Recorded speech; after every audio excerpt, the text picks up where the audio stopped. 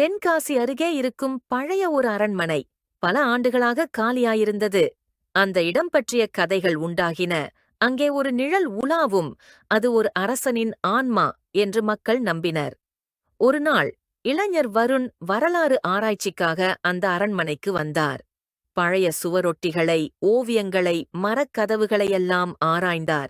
இரவாகியதும் ஒரு நிழல் அவனை பின்தொடரத் தொடங்கியது. ஆனால் அந்த நிழல் பயங்கரமல்ல, அது ஒருவித கருணையோடு பார்த்தது. "நீ என் வரலாறை எழுத வருகிறாயா?" என்ற குரல் கேட்டது. வருண் உறைந்து நின்றார். அந்த நிழல் ஒரு பழைய பாண்டியரசர்.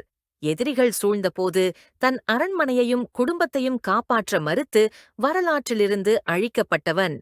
"என்னை மறந்துவிட்டார்கள். எனது கதை ஒன்று கூட எழுதப்படவில்லை" என்றார் அந்த நிழல். அந்த இரவு முழுக்க வருண் அந்த நிழலுடன் பேசினான். காலை ஆவதும் நிழல் மறைந்தது. ஆனால் ஒரு புத்தகம் தோன்றியது, அரசரின் கையெழுத்துடன். இப்போது வருண் அந்த புத்தகத்தை வெளியிட்டு, "நிழலின் வரலாறு" என்ற தலைப்பில் புகழ்பெற்ற வரலாற்றாசிரியராக மாறிவிட்டான்.